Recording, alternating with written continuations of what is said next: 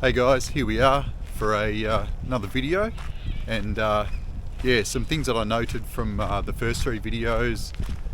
There's a lot to it when it comes to getting your camera setting and your noise level right, and just want to sort of recap where I left off. So I eventually did receive a response from the lawyers that I was anticipating, as I mentioned in my last video, and absolutely was the underwhelming information that I expected it to be.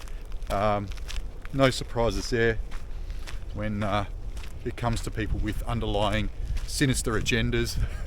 So the response I received was, basically a joke.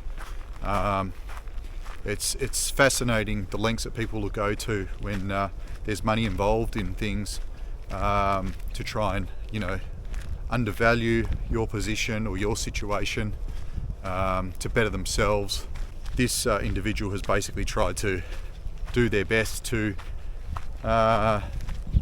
value a situation at 5 to 10% of what it's really worth for their own advantage, to just basically put themselves in a position where they receive a lot more than they deserve. Yeah, it's not going to happen on my watch.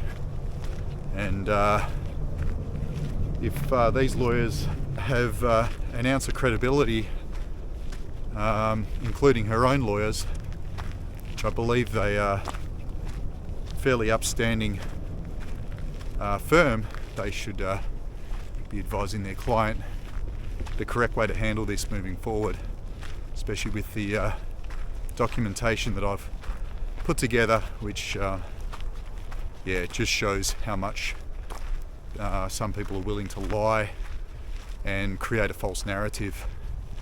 Yeah, just to recap, so I guess the moral of the story of where I was going before is just to, never really let anyone devalue your position or undervalue the merits of your position, if that makes sense.